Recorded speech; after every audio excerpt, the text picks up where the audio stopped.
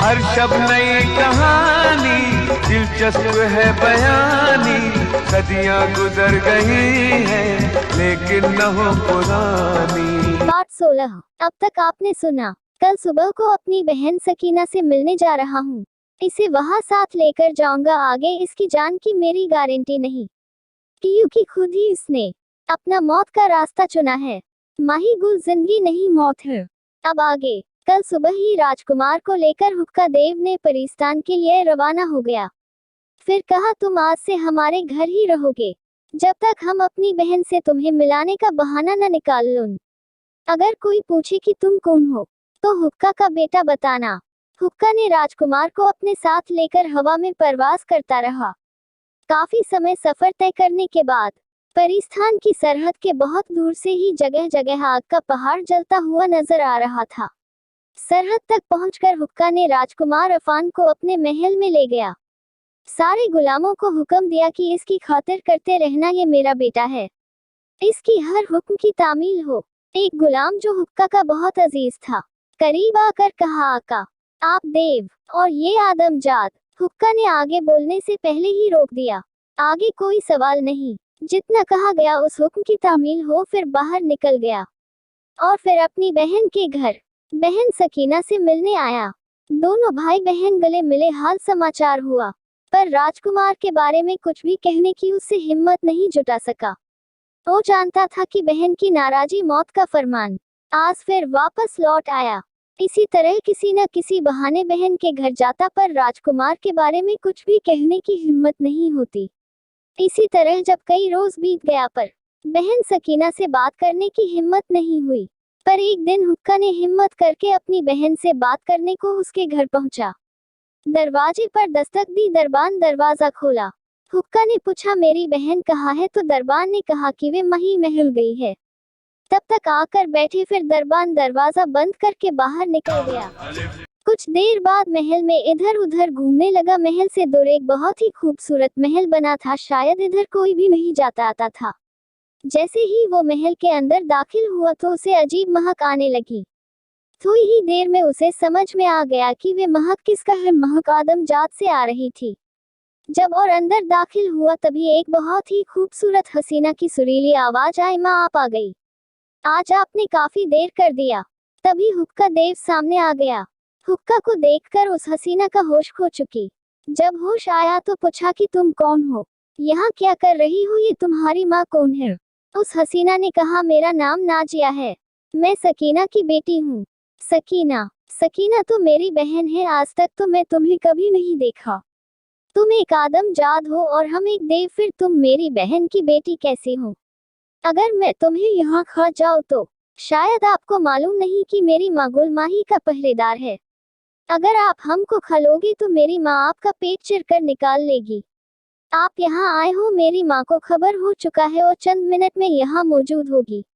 अभी बात खत्म भी नहीं हुआ था कि सकीना हाजिर हो गई। अपने भाई को ऐसी लात मारी कि वह महल से बाहर जा गिरा।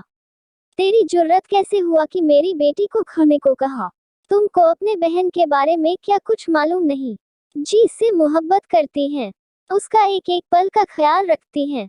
इस दुनिया में सबसे अधिक मोहब्बत माही गुल से और दूसरी अपनी बेटी से प्यार करती हूँ। और तूने उसे खाने की बात कह दिया, तूने उसे बेहोश कर दिया, तभी तेरा सर कलम कर दिया गया होता, पर तू मेरा भाई है इसलिए हमको आना पड़ा। आगे से कभी भी इस तरफ आने का हिम्मत मत करना। वापस लौट जाओ मेरे महल में। मेरे महल में आकर तुमसे बात करती हूँ। हुक्का बहुत ही खुश था, इसलिए नहीं कि उसको लात मारी थी, क्योंकि राजकुमार को महल में लाने का रास्ता मिल गया था। सकीना ने कहा बेटा तुमको अभी कोई परेशानी तो नहीं? नहीं माँ, आपके रहते हमको एक चींटी तक नहीं काट सकती। बस अचानक मामा को देखा तो बेहोश हो गई, क्योंकि मामा को मैंने कभी नहीं देखा था, इसलिए। कोई बात नहीं, अपना ख्याल रखना। हाँ माँ, आप जाएं और मामा को भी माफ कर दे। जब आपका गुस्सा शांत हो जाए तो मामा को भी साथ लाना। अभी तो बहुत पिटेगा वो। बेटी को गले से लगाकर बहुत प्यार किया। फिर वापस महल पहुंचकर हुक्का को बहुत प्यार से कहा तुम क्यों उधर गए? बहन सकीना, कभी भी तुम हमें भी नहीं बताया कि आप आदमजादा को अपने पास रखी हो, प्यार भी इतना की। भाई के प्यार को भी भूल गई। भाई और औलाद में यही फर्क होता है भाई। एक जानवर के बच्चे पर भी अगर कोई मुसीबत आए तो बड़े से बड़ा कोई क्यों नहीं हुँ मां टकरा जाती है। तूने तो मेरी बेटी को खा जाने की बात कर दिया था। सोच अगर तुम उसको अपने मुंह में डाल दिया होता तो तेरा मुंह ही फाड़ दी होती। बहन हमें माफ कर दो, आप भाई से ज्यादा बेटी से प्यार करती हो। हाँ, आगे बताओ क्या काम था कि यहाँ पर आया था। आजकल बहन से कुछ ज्यादा ही प्यार नहीं हो गया है। पहले तो बरसों बाद मिलने आया करते थे, आजकल हर रोज बहन के घर का दीदार कर ही लेते हो। कोई बात है तो बता भी दो। बहन कभी अपने भाई के घर भी आओ, तुम्हें एक खुशखबरी देना चाहते हैं। ठीक है, जब कभी भी वक्त मिलेगा तो आऊंगी। इसके बाद सकीना माही गुल के महल के लिए रवाना हो गई। चंद दिन बाद सकीना ने सोचा क्यों नहीं भाई के घर हो आऊं और नाजिया को भी साथ ले चलती हूँ, वो भी बाहर घूम फिर आएगी। सकीना ने नाजिया से कहा बेटी मामा के यहाँ चलोगी। हाँ माँ चलूंगी। ठीक है, तैयार हो जाओ। माँ बेटी दोनों हुक्का के घर पर दस्तक दी। दरवाजे पर हुक्का खड़ा था। नाजिया ने कहा मामा सलाम अर्ज करती हूँ, हमें माफ कर दो मामा, हमारी वजह से आपको मार पड़ी।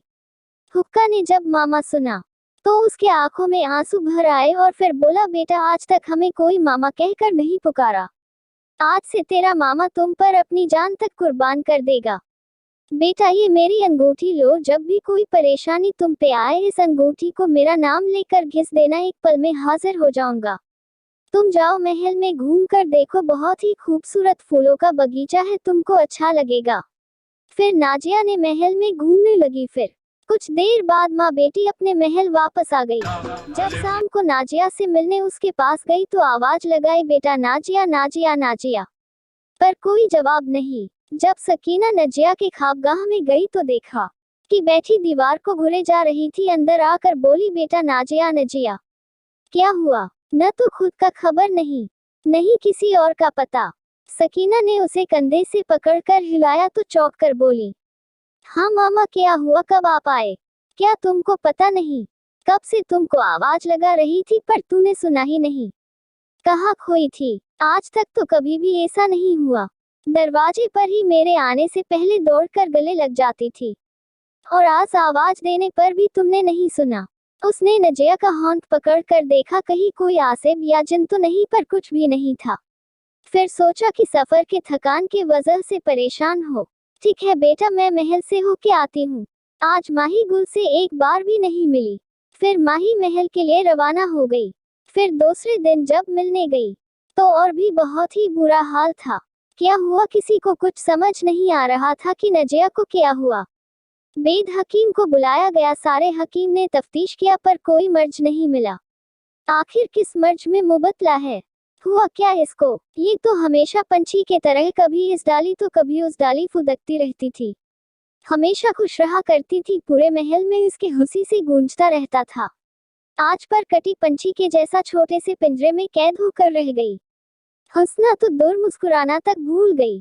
आखिर क्या हुआ राजकुमारी नजिया को? आगे पार्ट 17 में आगे क्या हुआ? सब्सक्राइब करें, लाइक करें, अपने दोस्तों को शेयर करें। धन्यवाद आपका।